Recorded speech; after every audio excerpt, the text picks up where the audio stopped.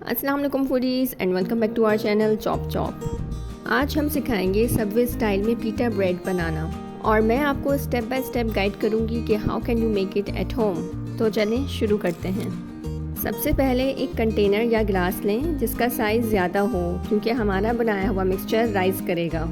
अब इस कंटेनर में 1 कप गर्म पानी, 1 टेबलस्पून चीनी और 1 ही टेबलस्पून ख़मीर यानी यीस्ट शामिल करके अच्छे से मिक्स कर लें। अब इस मिक्सचर को साइड पर रख दें और 20 मिनट्स के लिए छोड़ दें ताकि यीस्ट एक्टिवेट हो जाए।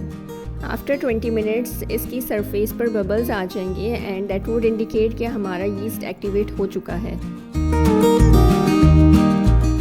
अब एक बोल लें और उसमें 250 ग्राम मैदा, 125 ग्राम जौ का आटा और 125 ग्राम गंदम का आटा डालकर सिफ्ट कर लें यानी अच्छे से छान लें। मैंने इस फ्लावर मिक्सचर को ऑलरेडी सिफ्ट करके रखा हुआ था तो मैं इसे ही इस्तेमाल कर रही हूँ। अब इस मिक्सचर के बीच में एक हॉलो स्पेस बनाएं और उसमें तैयार करदा खमीर मिक्सचर शामिल कर दें। इस खमीर मिक्सचर में आपको बबल्स नज़र नहीं आ रहे, वो इसलिए क्योंकि मेरे कंटेनर का साइज़ छोटा था और बबल्स बन कर बाहर आ रहे थे, तो I stir a spoon into it और इसको मैंने सेटल डाउन कर दिया था। इसी वजह से आपको इसकी सरफेस फ्लैट नज़र आ रही है। If this happens to you as well तो आपने इसको वेस्ट नहीं करना, हम इसको डो में रीएक्टिवेट करेंगे। अब इसको अच्छी तरह से मिक्स करें, फिर इसमें ज़रूरत के मुताबिक नॉर्मल पानी थोड़ा थोड़ा करके शामिल करें। जब पानी इस मिक्सचर में अच्छी तरह से मिल जाए यानी इनकॉर्पोरेट हो जाए तो फिर इसमें हम 3 टेबलस्पून ऑफ ऑयल ऐड करेंगे और अच्छे से गूंदेंगे। ये जो स्टिकीनेस आप देख रहे हैं ये जौ के आटे की वजह से है एंड दिस इज़ चैलेंजिंग। ये आपकी जब ऑयल डालेंगे तो फिर ये सेटल डाउन हो जाएगी। तो अब आपने इसमें ऑयल डालना है और इसको मज़ीद गूंदना है इतना कि ऑयल इसमें इनकॉर्पोरेट हो जाए। अब चूँकि मैंने बोल यूज़ किया है तो मैं इसमें गूंद नहीं सक रही थी, तो मैंने इसको स्लैब पे रख के अच्छी तरह से इसको मसल के गूंदा है। जब डो सॉफ्ट हो जाए और इलास्टिसिटी शो करे प्लस वो स्लेब को छोड़ने लगे यानी कि उसकी स्टिकीनेस कम होने लगे, दैट मीन्स कि आपकी डो अच्छी तरह से गूंद चुकी है।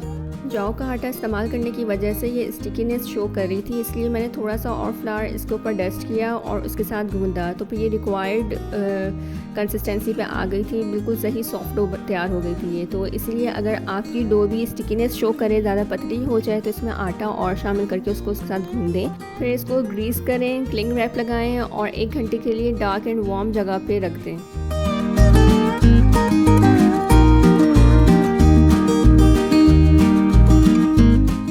लुक, ये जो बबल्स आपको नज़र आ रहे हैं दिस इंडिकेट्स कि हमारा यीस्ट फिर एक्टिवेट हो चुका था और हमारी डो भी राइज़ हो चुकी है, बट इट इज़ स्टिकी। तो इसीलिए मैंने इसके अंदर मज़ीद ड्राई फ्लावर ऐड किया और इसको गूंदा again. Such things happens into the kitchen whether you are an expert और a beginner, so do not give up, just accept the challenge. और डो अगर इस तरह ज़्यादा स्टिकी हो गई हो तो इसमें ड्राई फ्लावर ऐड करके मज़ीद गूंदें और हाफ़ एन आवर का रेस्ट दे दें।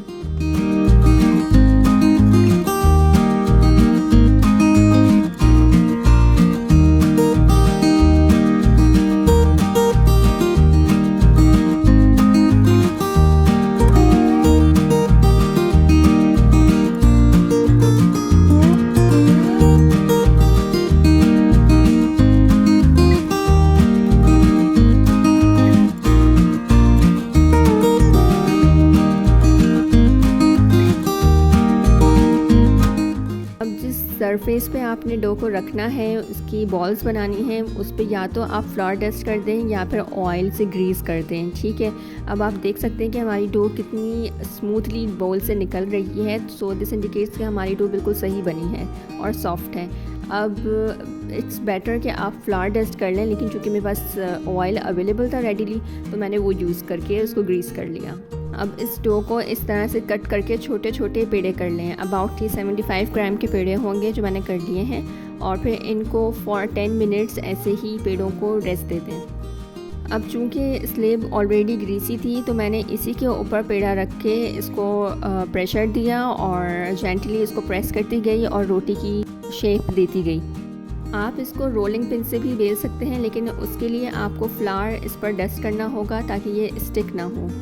ये देखिए कितनी जेंटली आपने इसको प्रेस करते जाना है और रोटी की शेप देके इसको तवे पे सेकते जाना है। तवा आपका प्री हीटेड होना चाहिए है। फिर इसको तवे पर डालकर लिड से कवर कर दें और 2 मिनट के लिए इसको बिल्कुल स्लो आंच पे पकने दें। उसके बाद साइड चेंज कर दें, अगेन इसके ऊपर लिड कवर करें और 2 मिनट के लिए इसको पकने दें। हम इसे सेमी कुक करेंगे ताकि ये फ्रिज में स्टोर हो सके, लेकिन यूज़ करने से पहले इन्हें हल्का हल्का सा सेकना होगा।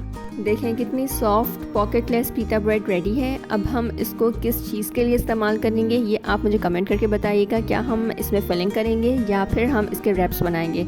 स्टे ट्यून्ड ताकि आपको पता चल सके कि हम इस पिटा ब्रेड से आगे क्या बनाने वाले हैं। Until next time, happy cooking.